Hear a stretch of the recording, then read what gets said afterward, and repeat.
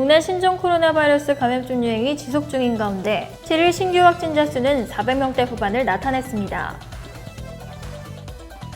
공군 법무실 소속 국선 변호사가 성추행 피해 신고 뒤 극단적 선택을 한 공군 부사관 이모 중사가 사망할 때까지 단 한 차례도 면담을 하지 않은 것으로 파악됐습니다. 원룸에서 연인을 흉기로 살해한 30대 여성이 경찰에 체포됐습니다. 전라남도 교육청이 시행하고 있는 여수시 웅동초등학교 신축공사 현장이 심각한 환경오염을 유발하고 있다는 시민제보의 현장 취재에 나섰습니다.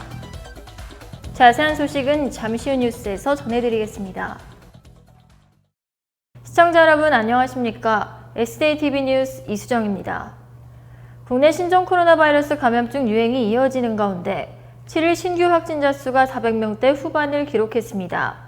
지난 1일 이후 엿새 만에 다시 400명대를 나타냈지만 이는 주말 휴일 검사 건수 감소 영향에 따른 것으로 확산세가 꺾였다고 보기는 어렵습니다. 최근 다중이용시설을 중심으로 전국 곳곳에서 신규 감염 사례가 잇따르고 있는 만큼 확산세는 다시 거세질 수 있습니다. 중앙방역대책본부는 이날 0시 기준으로 신규 확진자가 485명 늘어 누적 14만 4,637명이라고 발표했습니다. 전날보다 71명 감소했습니다.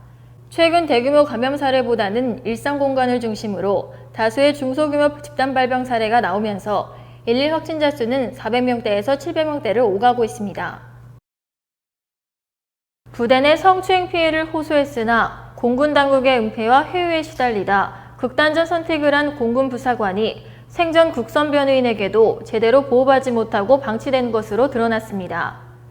6일 군 관계자에 따르면 공군본부 검찰부는 A 중사의 성추행 신고가 정식 접수된 지 엿새 만인 3월 9일 국선 변호인을 선임해줬습니다.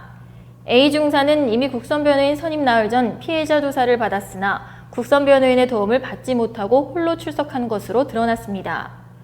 또한 A 중사와 국선 변호인의 대면 면담은 한 차례도 없던 것으로 전해졌습니다.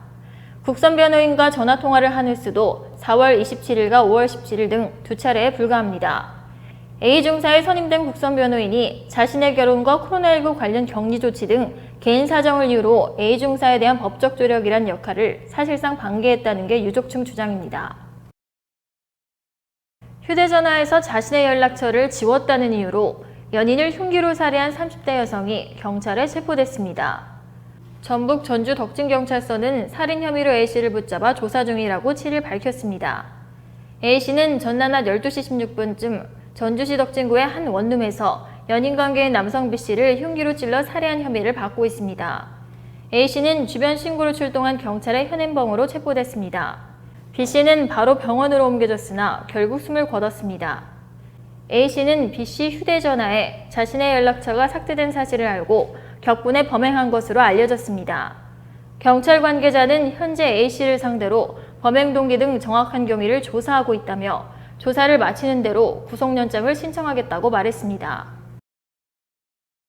전라남도 교육청이 시행하고 있는 여수시 웅동초등학교 신축공사 현장이 심각한 환경오염을 유발하고 있다는 시민제보의 현장 취재에 나섰습니다. 현장은 비서먼지 발생 사업 등 신고 현장이지만 정작 신고만 했을 뿐 이를 제대로 이행하지 않아 문제가 제기되고 있습니다. 본 초등학교 신축공사 기간은 2021년 3월부터 2022년 5월까지로 대지 면적 16만여 제곱미터, 연면적 14만여 제곱미터입니다. 시공사인 SG건설 주식회사는 대기환경보전법 시행규칙 제58조 제4항에 따른 기준 신고 증명서를 취득했으나 본 기준에 부적합한 공사를 실시하고 있습니다. 공사 현장에서 방류하는 폐수는 pH 농도 기준치 값 6에서 7 ppm인데도 불구하고 측정 결과 12 ppm 이상이었습니다. 이는 독극물에 해당하는데 시공사는 알칼리성 폐수가 바다로 유입되어 미생물이 죽어가는데도 아무런 조치를 취하지 않고 있는 것으로 드러났습니다. 또한 인체에 접촉될 경우 피부병 등을 야기하고 수질오염과 토양오염의 주범입니다. 오염수가 토양에 침투돼 토양오염과 지하수오염을 동반하여 토양 생태계를 파괴됩니다. 또 오염수가 강하천, 바다 등으로 유입되면 유입된 수중 생태계가 파괴되며 기형 물고기 등이 생길 수 있습니다. 이러한 심각한 상황인데도 안일하게 대처하고 있는 현장 관계자들의 철저한 교육이 필요한 실정입니다. 이상으로 뉴스를 마치겠습니다. 시청해주신 여러분 고맙습니다.